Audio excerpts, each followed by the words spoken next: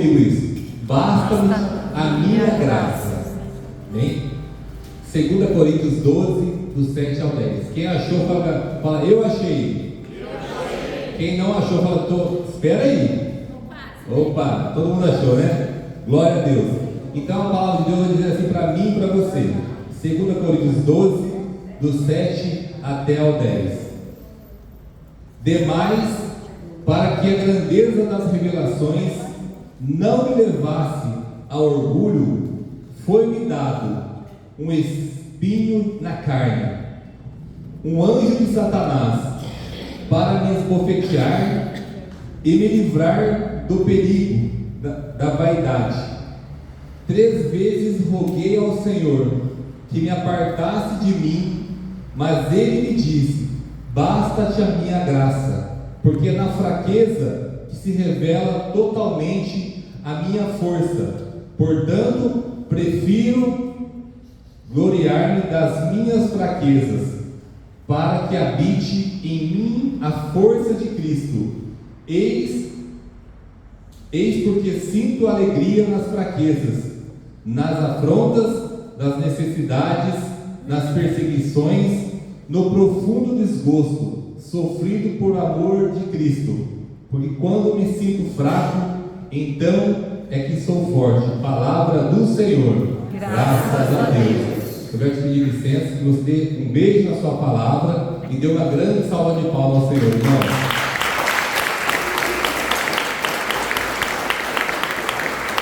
Amém. Segundo carta aos Coríntios, não confunda, é Coríntios, não essa palavra feia que você pensou, tá bom? Coríntios, tá bom? Né, Alexandre?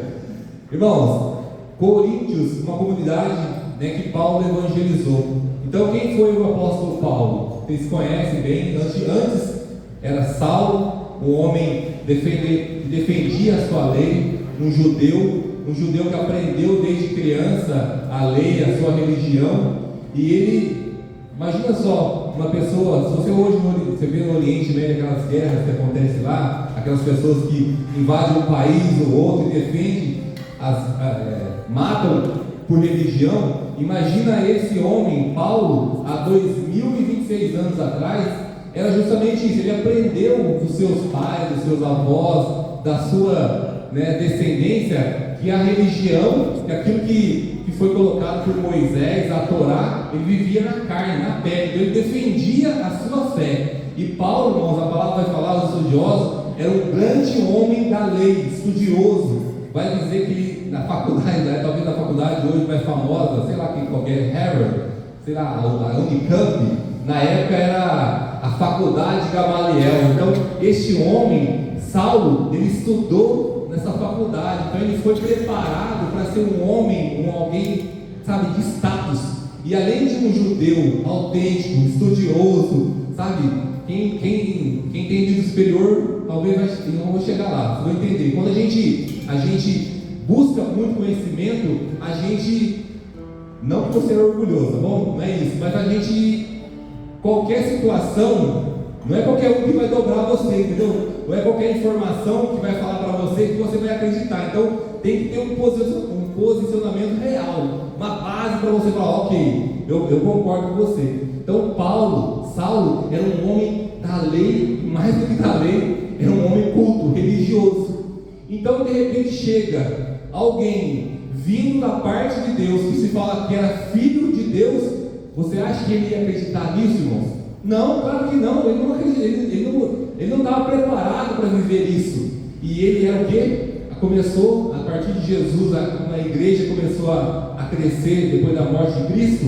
Ele começou a perseguir os cristãos, ele começou a matar os cristãos, ele começou a palavra até falava que ele tinha uma carta de recomendação para todos aqueles que viessem da paróquia do Espírito Santo na quarta-feira à noite e começassem a clamar o Espírito Santo. Ele tinha uma carta para nos matar. Se fosse hoje, seria isso. Naquela época ele tinha uma carta de recomendação para exterminar a igreja que crescia após Pentecostes.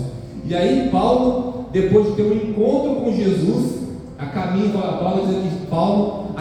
de Damasco, ainda Saulo, Jesus aparece para Saulo e diz: Saulo, Saulo, por que você me persegues? Um homem custodioso, um homem da lei, se depara com quem? Com Cristo ressuscitado. Irmãos, somente alguns dos discípulos tiveram essa oportunidade, e Paulo também teve, depois da morte de Jesus. Depois daquele encontro pessoal com Jesus, irmãos, aquele impacto que ele teve com Jesus, ele não mais Saulo, e sim Paulo, apóstolo de Cristo. E esse homem que nós acabamos de ler essa carta aqui, direcionada aos Coríntios, ele fala isso, ele direciona essa palavra. Ele começa a dizer assim, demais para que a grandeza das revelações não me levasse ao orgulho, foi-me dado um espinho na carne. Irmãos, Paulo, ele não andou com Jesus, ele não conheceu Jesus tete a tete. Os discípulos sim, né? Pedro, Tiago, João andaram com Jesus, mas Paulo não. Paulo ouviu falar de Jesus, ouviu os fatos, as coisas, as narrações que Jesus fazia, e a partir daí, do encontro que ele teve com Cristo a caminho de Damasco, ele começou a evangelizar. Aí vai dizer assim, a palavra de Deus vai falar para nós assim, que Paulo, ele teve grandes coisas. A primeira dela, ele teve um encontro com Jesus. O próprio Cristo se encontrou com ele a caminho de Damasco. Um homem culto, um homem que, em outros escritos aqui, vai dizer assim, que ele teve a experiência de chegar até o terceiro céu. E aí ele fala assim, que todas essas coisas, demais para que as grandezas das revelações não me levassem ao orgulho, foi-me dado um espinho na carne, um anjo de Satanás, para que me desbofeteasse e me livrar do perigo da vaidade.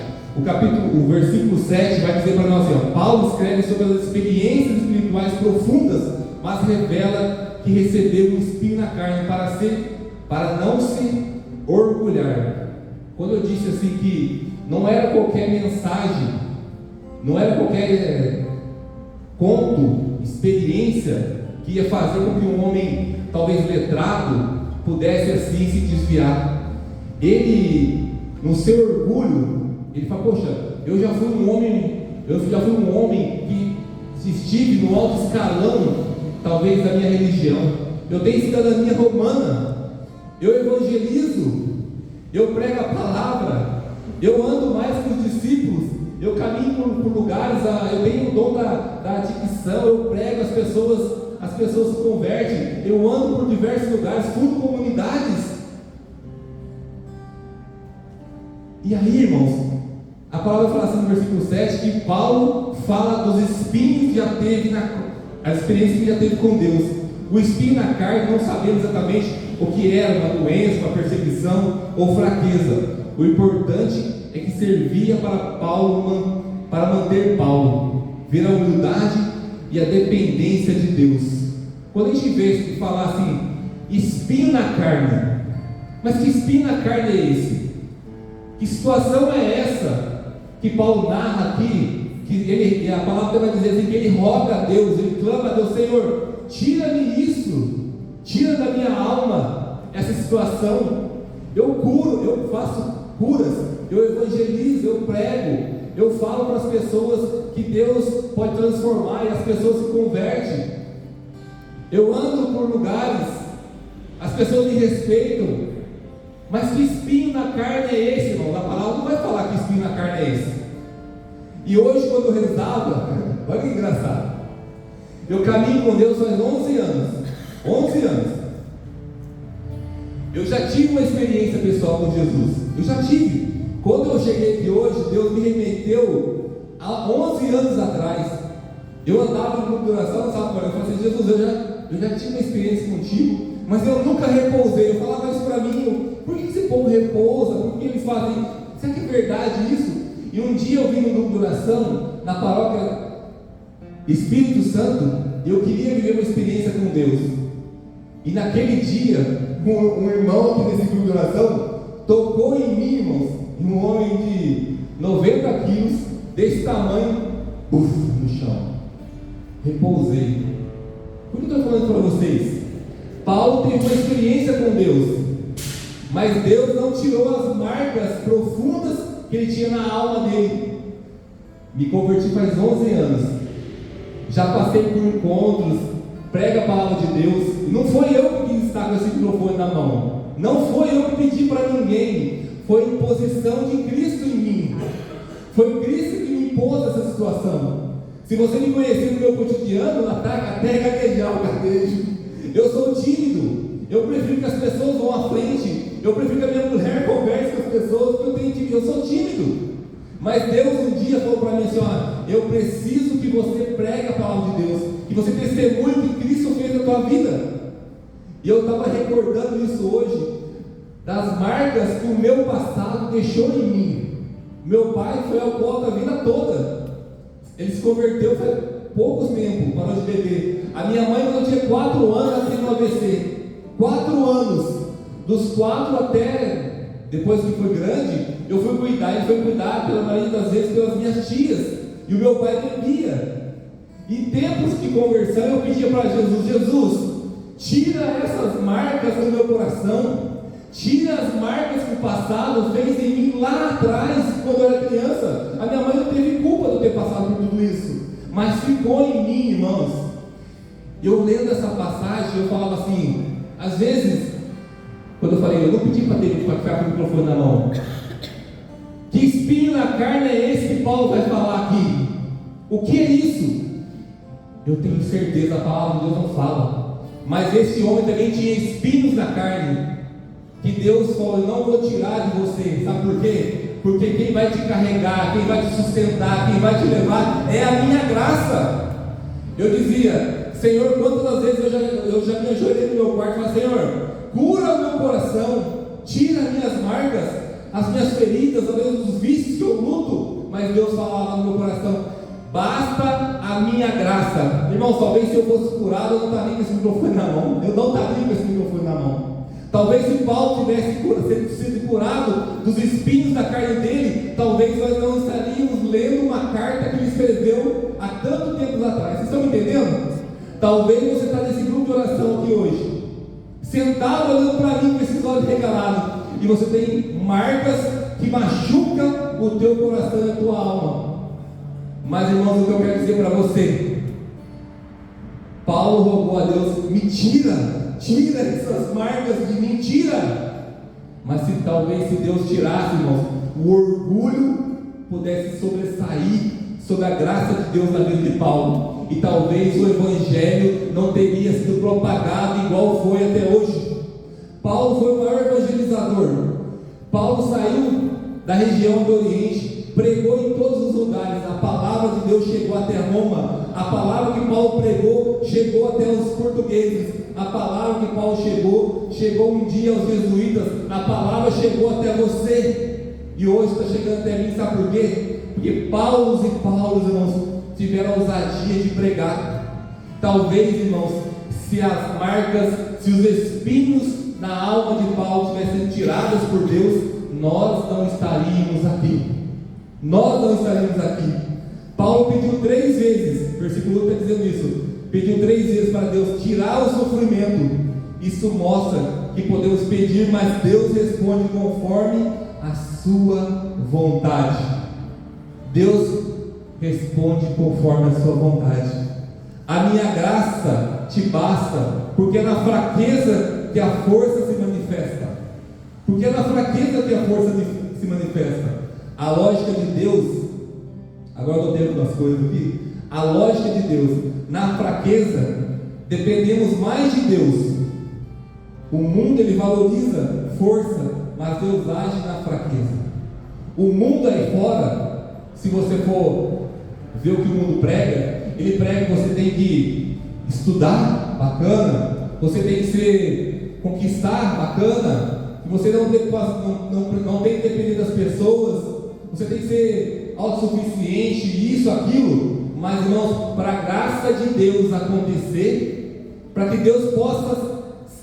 a graça possa se levantar e acontecer na minha, na sua vida, é preciso que eu e você, falando assim: olha, Senhor, até aqui foi com mãos humanas, até aqui eu lutei, até aqui eu vim sozinho, agora eu preciso que o Senhor entre no barco. Entra no barco.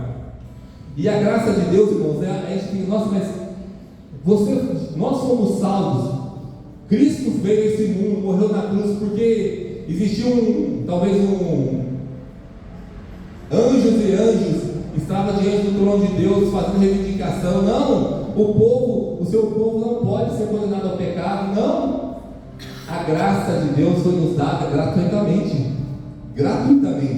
Nós somos salvos do pecado gratuitamente. Deus te ama, não é porque você merece, não é porque eu preciso do amor dele. Ele me ama porque ele é apaixonado por mim e por você. A graça dele, irmãos, é abundante. As batalhas da vida não pertencem aos fortes. Se você é forte, irmãos, você não precisa de Deus. Estou falando a verdade. Se você é forte, aqui não é o seu lugar. Você consegue sobressair sozinho. As batalhas de Deus, elas não são por força, mas aqueles que se ajoelham diante de Deus antes a se levantarem para lutar. Antes que eu me levante para lutar, eu preciso o quê? Me ajoelhar diante de Deus. Eu falava isso com a minha esposa hoje. Tudo que a gente conseguiu na vida, todas as graças, foi quando eu e ela falaram assim: peraí, eu preciso parar de lutar com as minhas mãos humanas. Eu só dizia isso para ela hoje. Tem uma situação lá de grandes coisas que Deus já nos fez em nossas vidas, mas uma situação especial hoje. Eu falei assim: olha, enquanto você não parar de tentar buscar em mãos humanas, já foi no gabinete do vereador aqui do bairro, Zé Luiz, hoje já ligou para o doutor Elton, e isso e aquilo. Eu falei: meu amor, tudo que a gente conquistou na vida, das graças de Deus, foi quando a gente fez assim: olha, até aqui eu fui com as minhas forças, daqui para frente é com Deus. Eu falei assim: nós já fizemos tudo que as nossas mãos humanas tentou fazer, buscou. Agora fecha e dobra o joelho. Dobra o joelho, porque quando a gente dobra o joelho, irmãos, a graça de Deus adentra a nossa alma, o nosso ser. Ele vem comigo com você. Você aceita a graça de Deus na sua vida? Estou te perguntando, não se levantar a mão e responder. Você aceita a graça de Deus na sua vida? Ou tenta carregar o peso sozinho? Sabe que eu aceito a graça de Deus na minha vida? Eu tento resolver as coisas sozinho. Este versículo que a gente acabou de ler é um lembrete que a graça de Deus, ela é suficiente para nós e suas forças se manifestarem em nossas fraquezas. Tem uma passagem bíblica, vai narrar a história de José do Egito. Os irmãos tinham inveja dele. Eu não sei se ele era mais bonito, não sei, mas sempre caçula. Deus tem um cuidado maior, porque precisa mais de cuidado. Não é porque o pai gosta mais, é porque precisa mais de cuidado. Eu tenho filho pequeno, o menor, e ele é mais dependente, é isso, é aquilo, não sabe amarrar o tênis, coloca a roupa tudo ao contrário e tal, não sabe pentear o cabelo. A gente precisa demandar mais tempo para ele. E é mais carinhoso também, né? Quem tem filho pequeno sabe o que eu estou falando. José era o filho que, mas os irmãos olhavam para ele, inveja, e tramaram contra ele para poder matar. Mas aí eles se arrependeram e jogaram ele aonde? Dentro de uma cova, né? Uma cisterna. Para José, irmãos, já era, estava no deserto, não tinha água. Os irmãos iam deixar ele ali, ele ia morrer ali, só Deus. Eu imagino assim José fazendo assim: olha, eu estou tentando sair, não saía, mas eu imagino, não está escrito na Bíblia, mas eu imagino quando José preparou e falou assim: ó, eu acredito num Deus vivo e verdadeiro. A história fala que os irmãos se arrependeram de deixar ele lá e pegaram e falaram: vamos fazer o seguinte, para ele não morrer lá, vamos vender eles para uma caravana, para ele ser escravo. A graça de Deus começou quando José falou assim: olha, sozinho eu não consigo, Deus, entra aqui nessa cisterna. O coração dos irmãos já mudaram, vão vender eles como escravos. Irmãos, quando a graça de Deus está sobre uma pessoa, ele foi levado como escravo para o Egito. Chegou lá e ele caiu aonde? Olha que loucura! Dentro da casa, irmãos, de um governador. Depois de uma longa história, né? Dentro da casa do governador, a graça de Deus estava sobre ele. Sabe uma sombra? Uma sombra, se você caminha com o guarda-chuva, assim que você está te protegendo, a graça de Deus estava sobre ele, andando sobre ele. Tudo que ele colocava a mão prosperava. Tudo. Irmãos, ele só era o quê? Obediente e temente a Deus. A mulher tentou contra ele, no adultério, não quis, foi preso. O que aconteceu? Depois tiraram ele lá, ele tinha visão de sonho, irmão, se tornou o quê? Governador do Egito, irmãos. Governador do Egito. Por que eu estou dizendo isso? A graça de Deus estava sobre ele. Sobre ele. Vai falar a palavra depois no final, que os irmãos, depois de uma grande fome, e o pai vai até lá buscar comida. E aí ele faz a revelação. Meu irmão, eu não sei qual a situação que você vive. Eu sei da minha. Eu sei de onde é o meu espinho na carne. Eu sei as lágrimas que descem dos meus olhos. Eu sei da minha casa, o que aflige a minha esposa, meus filhos, a minha família. Eu sei. Talvez na tua vida, na tua história, eu não sei.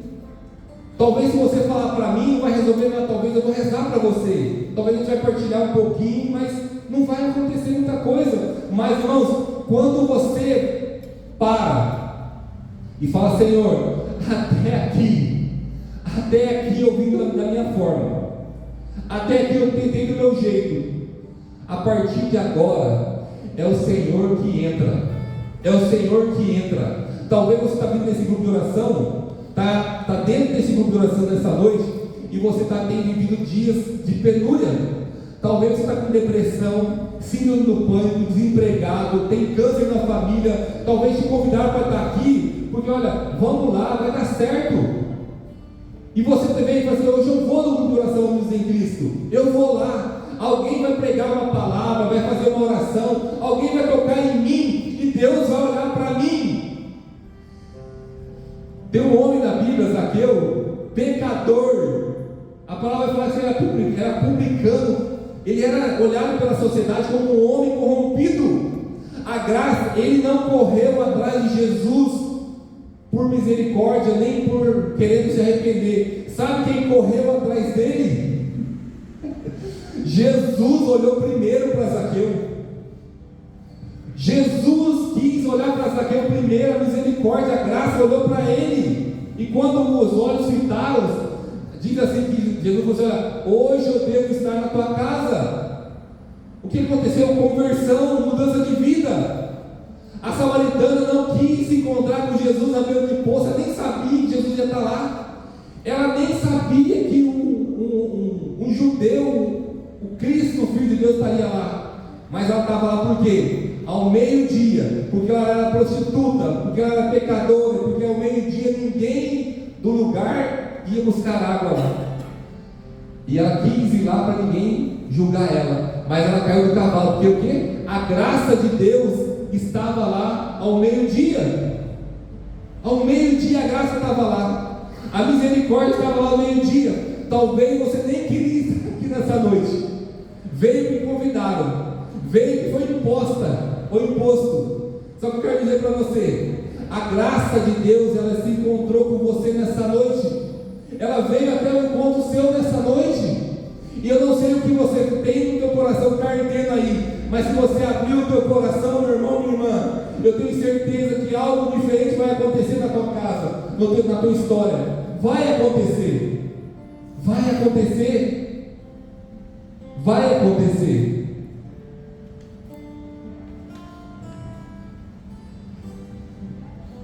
Quando nos sentimos incapazes, já tinha falado, é a oportunidade de ver a manifestação de Deus em nossa vida.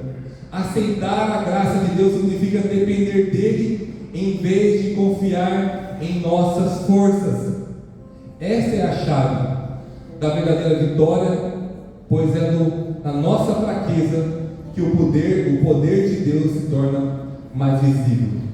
Enfim, em mim, a força de Cristo Eis pois que sinto alegria nas fraquezas, nas afrontas, nas necessidades, nas perseguições, no confronto, desgosto sofrido por amor de Cristo, porque quando me sinto fraco, então é que sou forte. Repita isso comigo com muita convicção. Então, quando me sinto fraco, é que sou forte. Quando me sinto fraco, é que sou forte. Meu irmão, eu quero dizer algo para você. E você saia com essa palavra, essa frase de estilo de oração nessa noite. Se você está se sentindo fraco nessa noite, se você está se sentindo fraco nessa noite, se você talvez está olhando para dentro de você, está falando assim: olha, me jogaram na cisterna, ou você mesmo se jogou na cisterna. É quando eu me sinto fraco, é que a graça de Deus entra. Ela entra. Quando a graça de Deus ela entra. Eu vou contar um testemunho rapidinho para a gente rezar.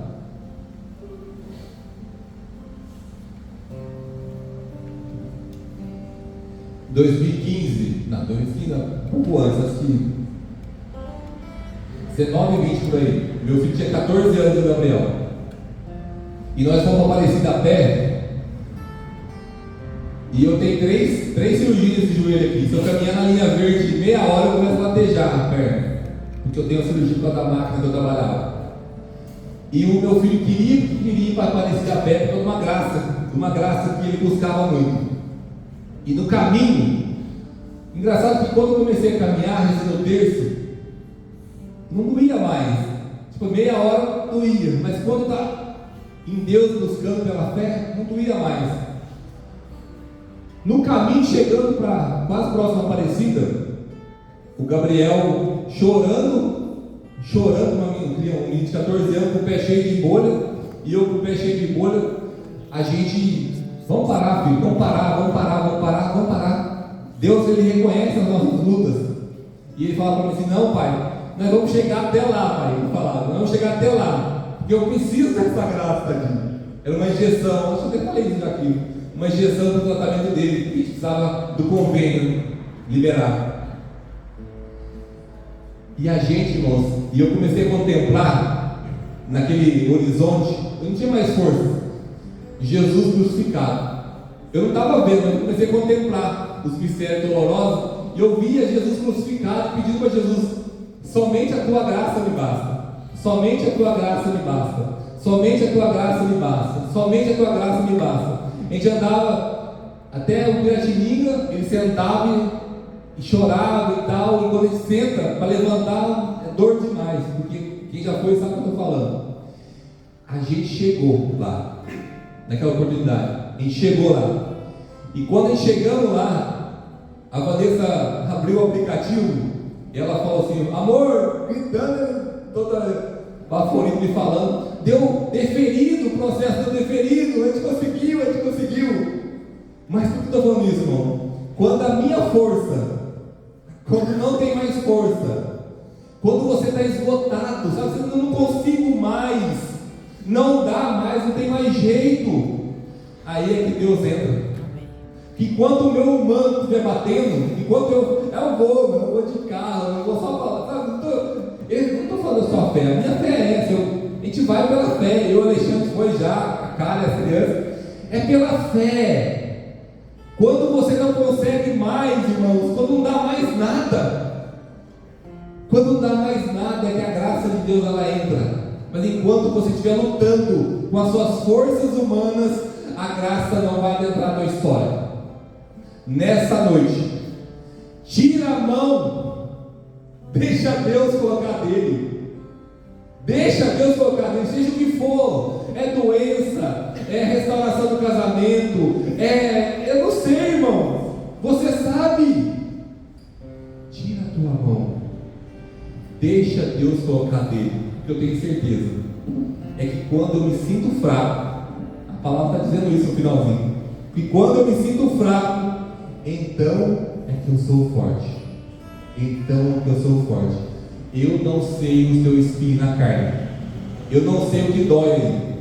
Se o maior evangelizador que a palavra de Deus nos mostra que é Paulo, até ele tinha, quanto mais o miserável, igual você e eu que está sentado aqui, quanto mais o miserável está com o microfone na mão, o que talvez eu tenha? O que você tem? Se até o maior pregador, anunciador da palavra, teve essa dor que afligiu o coração dele, quanto mais eu me sinto fraco, mais eu me sinto forte. Amém? Amém. E eu queria te convidar, só aqueles irmãos que nessa noite vai entregar para Jesus, só aqueles. Se você quer ficar sentado, pode ficar, fique em paz, ninguém vai falar nada. Mas aqueles que querem lutar, eu quero te convidar a ficar de pé.